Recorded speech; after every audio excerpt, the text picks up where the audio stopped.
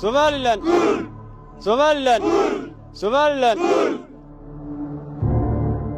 maanta waxaan ka guurnay qabyaalad iyo reer ciidamo leh waxaan u guurnay qarannimo oo waxa jira keli haata ciidanka Somaliland oo keliya jira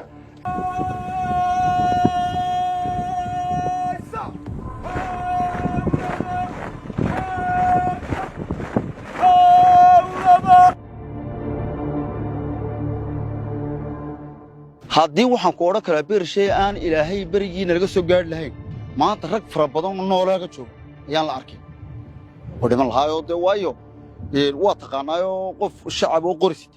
oo ay jooga oo aan hadduu dee daryeel qabin oo mushahar qabin oo waxaan ku idhi oo qorigaa rasaas ku jirto wax kale aan garanay dee marka isku qalaadhato subax qof baad dilaysaa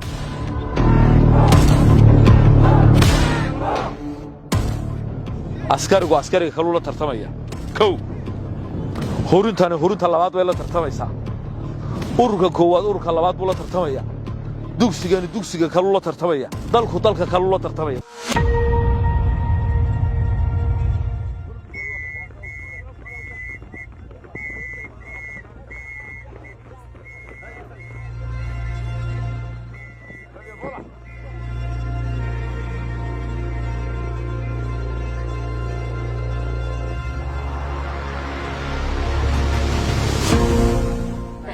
mid aag maraya sidan oo kale dhinaca socda xabad ka qarxday dhibaatooyin iyo afo weyn bay ahay intii maxaan ku leeyahay qaramaysnaayeen oo nasno waxa nafteeda u horeeyay deegaanka iyo dalka iyo qaranka ayay ahayd inaan difaaco oo dhabarka u dhigto anigaan tababar qabin askari ahayn taas baa kaliftay inaan waxa weeye reerkaygii ubadkaygii iyo dadkaba ka imaado oo jiid hore naftu hore ku noqdo ammaankaygii waa sugay maalintii baa xabad noogu dambaysay dhacda maalintii aan hubkaa dhiibnay baa waxaa noogu dambaysay xabad dhacda oo aanu maqallo nin direys u xidhan oo dawladeed mooye qoray kale ma shaqeeyo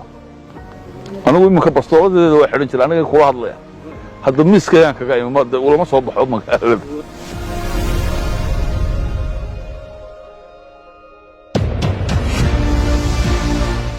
misma lahayn ama laguma fikray si yaroo fudud oo muddo yaroo koobana ayaa ciidanka intaa la eg inta hubka looga dhigo loo fadhiisanayaa dhammaan intii leegay haddii lagu sii jiri lahayd waxaan qabaa 2 bilood oo dab hore hadday sii jiri lahayd reer dad baa loo kala goyn lahaa waddanka waad garan kartaa 6,000 oo nin oo mushahar loo kordhiyey gaadiid 300 gaadhi oo la iibiyey waxaasoo dhan waad garan kartaa cid ka taageertay Somaliland ma jirto ilaa imka cid ay ka taageeraysaana ma jirto marka iyada isku tashi xukuumadeed bay afrikaynu ugu faani kareena waxayna afrika ugu faani kareena waa waxaynu kaalin kaga geli kareyno leenugu soo istaago sida arkaysay madaxweynaha qaranku ciidanka la qarameeyay bay dhibtuba raacday ciidamada mushaharka loo qoray ayaa dhibtoo dhan raacday dawlad baa degan imka meesha ciidan waxa hayn kara dawladii laakiin culays aad iyo aad u badan bay nagu hayeen alxamdulillah sidee mar haddii lagu gaaray hawshii laga ahaa ay dalkooda difaaceen deyntaasa guul weyn oo shalay waxa ahaydeen ciidamo madaniya magaciinuha laakiin waxaan ku faanaynaa maanta ciidankuna ku faanaya inaad ka mid tihiin ciidanka qaranka jamhuuriyadda Somaliland maanta halkan waxay ugu sugan yihiin ciidanka qaranka jamhuuriyadda Somaliland waxayna ku noqon doonaan iyagoo sita calanka jamhuuriyadda Somaliland garabkooda uu suran yahay calaamadii ciidanka qaranku furomihii marka hore ay ku jireen iyagoo bilaa xuquuqa